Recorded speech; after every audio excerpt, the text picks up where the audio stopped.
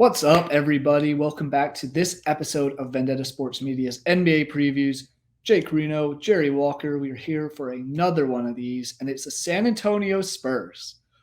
So you were saying, Jake, one of the cheapest rosters in the NBA at the moment. I think their highest paid guys getting 20 mil. Great deal of work there. And I think last season, sure, it didn't necessarily go great, but I think it ultimately got the result that everybody expected or wanted. They won the lottery. First overall pick, Victor Wembanyama. Yeah, I mean, there's been some years of torture for Spurs fans these past few years. They haven't made the playoffs in 4 seasons, dead last in the Western Conference last year, but they accomplished what they wanted. They got the man, the myth, the legend already, 19-year-old Victor Wembanyama, and we've seen some preseason games of him playing, and he's scary. There's clips right now circulating that teams are specifically practicing to play him. I think it was the Mavericks the other day. They had these massive pads that the coaches were holding up and putting in the shooters' faces because his wingspan is absurdly long, right? I mean, he's already 7'4". Yeah, 8.5 foot wingspan. Yeah, it's ridiculous. And he blocked some shots against the Warriors the other night in the preseason that nobody else in the league would block. Because you got to factor in his wingspan's that long and he jumps, right? So really scary defensive player down low on the perimeter. He can kind of do it all. And he was shooting threes, easily dunking. He's quick in transition because his legs are, longer than everybody else's. He's just a freak athlete, and he has a freak athlete build. If they can develop him well and make sure he stays healthy, add a little weight, that was a concern for someone like Chet. He could terrorize this league for many years. So they should be in good hands here pretty soon. And I mean, something we talked about a little earlier is Greg Popovich before we started this show. And I think he's in the perfect place, Victor Wembanyama. We've seen Popovich has had, I think, 3 first overall picks in his time with the Spurs. David Robinson, Tim Duncan, and now Victor Wembanyama. Yeah. 2 of arguably the best forward centers to have ever played the game. Tim Duncan, obviously, they won so many rings with him. Now they get Victor Wembanyama, who's a once-in-a-generation talent. Like you're saying, freak athlete for being 7'4". He can shoot the 3 ball, which I don't know how much we'll see that. He can obviously defend well. He can dribble. He can pass. I saw there was that one the other day in preseason of him jumping out of bounds to save a ball. No look pass to the open guy in the corner. Drains the shot. This guy is going to be special. Yeah. So what are your expectations? Maybe not for his whole career, but for this season, for at least for just Wembanyama. We'll get into the Spurs and what we think they're going to do, but what are you expecting for Victor this season? I think that one of the main focuses should just be figuring out how he stacks up against NBA talent, right? He's still young. And a lot of people are going to expect just crazy stat lines every night. That's just how most people work. And, if he doesn't score 30 points on opening night, he's automatically a bust. It's stupid. And people just want to find ways to hate. But I think that this season, they really need to figure out how he stacks up against NBA talent versus, other countries, right? And we need to figure out, if you're the Spurs, who works well with him, who doesn't, because this team is set up to pick up a big free agent or 2 in the offseason because they've got money. They're not tied down to any massive contracts like some of these other teams are. They've got Wembanyama for cheap than, compared to what he's probably going to be worth later down the road. So if they can just keep him healthy, develop him, they've got legends that have been willing to help. Greg Popovich is there, right? Tim Duncan has come back. He's had dinner with Manu Ginobili and other Spurs legends, right? Just get him as smooth a transition as possible to the United States, maybe add a little weight to him and just see how he stacks up this season. And then in the off season, they need to make some splashes. Yeah. And I mean, obviously for me, one of the big things looking at him, not necessarily his inexperience, obviously playing in the French league, it's not the same kind of talent, but he's playing against grown men already. He's not like one of these college kids who's still playing against 18, 19-year-olds. He was playing with guys who were born in 91, 92, who have been around for a while. And it's a lot more physical over in Europe from watching the FIBA highlights and everything I've seen from over there. It's might be a smoother transition than we think, but it's going to be that 82 games traveling in and out and all that sort of stuff and just getting used to the culture, which I think is going to be the biggest shock because going from Paris to San Antonio, pretty big difference. Yeah. I will say Big difference. one more thing on him just getting acclimated before we hop into kind of what other moves were made because they did have a couple other things that happened. Looking at the beginning of the season, it's relatively favorable for Wembanyama to kind of adjust in. They play away to Dallas or home to Dallas, home to Houston. Neither of them have a really dominant big man by any means. At the Clippers and then 2 at the Suns. So his first 5 games, and the Suns got rid of their center in DeAndre Jordan. That'll likely be him guarding Kevin Durant potentially, which give me the battle of the lanky guys. It's going to be quite something watching them go at it with each other if Wembanyama comes up, but that's a great challenge. Even against the Clippers, it's going to be spicy to see what happens there, but other moves. What else did the Spurs do this offseason that kind of caught your eye?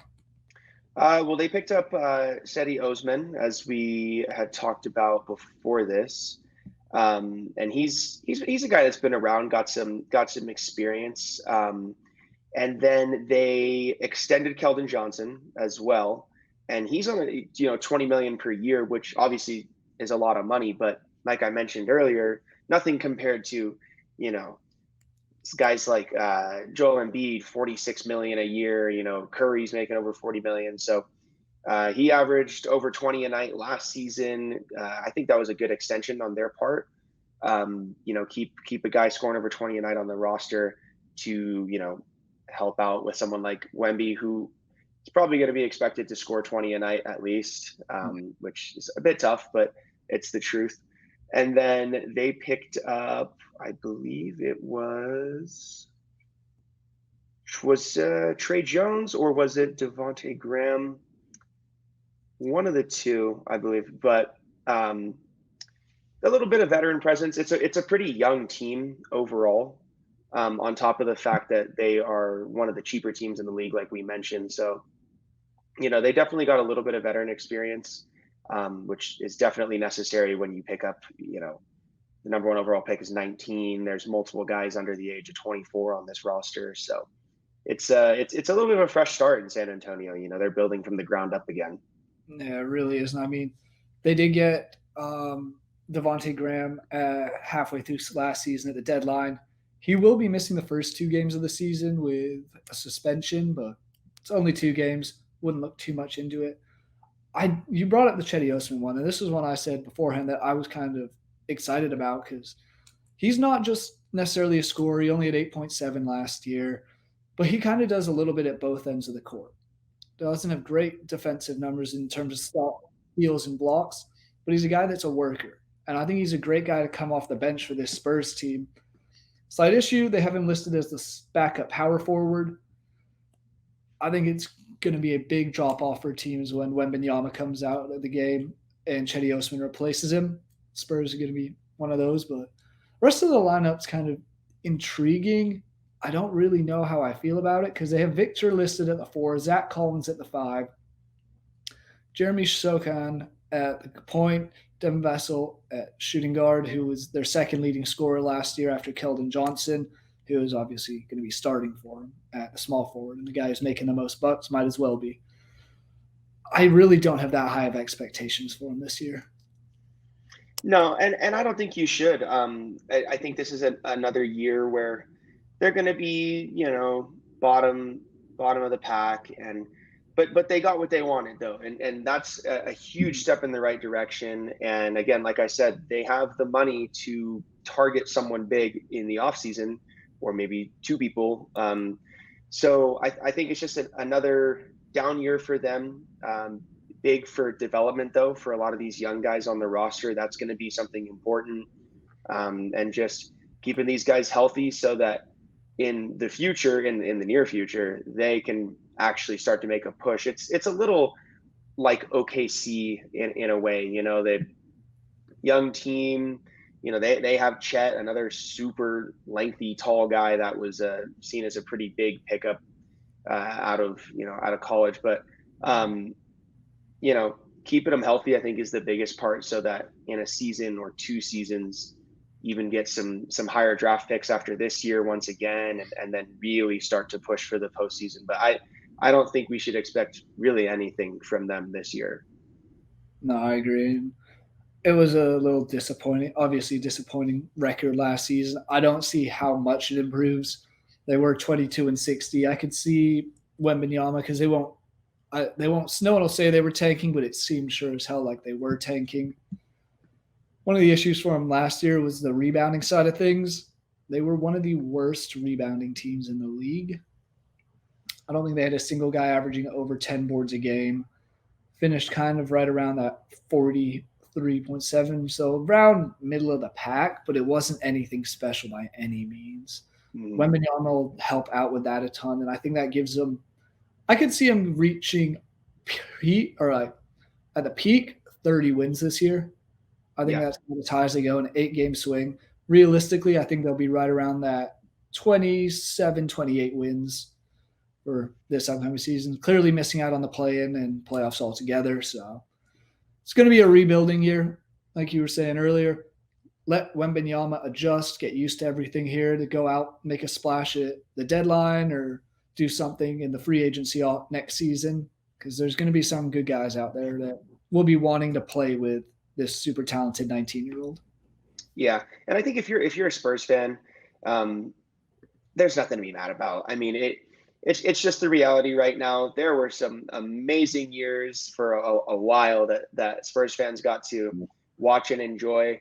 It comes around, it goes around. We see it all the time in sports. And right now they're at the bottom, and they're going to rebuild. It's a historically amazing franchise with still Greg Popovich pretty much at the helm of things, president and head coach. So um, you just gotta endure another bad season. Let them figure it out. They surely will. Um, but I don't think you know people people should expect anything. That the West is a weird conference this year. There's just tons of teams and it's going to be hard to predict how the West ends up Oh yeah. playing out in the end. Um, but there's a lot of good teams, a lot of big stars, all around the West, and I just don't see how the Spurs can really compete with the majority of them at all. No, I don't either. I think it'll be a battle of them, Portland, maybe Utah in the bottom 3 spots again. Houston will be around there. I think Houston will do a little bit better, but it's going to be a rough season again for them. But hey, they're not looking at this season. They're looking at next season, the seasons after. Now that they've got Yeah. their talented guy, who knows? It's going to be fun to watch. But Yep. Jake, any other final points on the Spurs you want to make before we wrap this one up? Not really. I mean, usually, we've pointed out an X factor, but I don't think there really is one this year for them. I don't think that they're in that conversation. You could maybe say it's Wemby, but I mean, if a team finishes like 12th or 13th seed at best, I mean, there was clearly no real X factor. But I think in the future, though, that is your guy. You got to try to keep him and protect him at all costs, and just try to figure out what's best for him and how to win around him. And I think that is the plan moving forward. So the future is going to look pretty bright for them, but they just gotta get to that end of the tunnel, man. The light is at the end of the tunnel for them. They're almost there. They're They, almost there. they are indeed one or two pieces away potentially, but I think off your X Factor thing, I think the X Factor is just seeing kind of how he does. You want to see him have success, no injuries, stuff like we saw with Chet last year, which I don't think is going to happen, but that's about all I have on that one. Jake, pleasure as always. Thank you guys, the viewers, for tuning into this NBA preview for Vendetta Sports Media. Make sure you check out our YouTube page, click that subscribe button below, and catch all the other 29 teams' NBA previews because we're here. NBA season is just days away. I cannot wait. I'm sure you cannot wait. And a lot of people are excited. Here we go. Victor Wembanyama is in the NBA.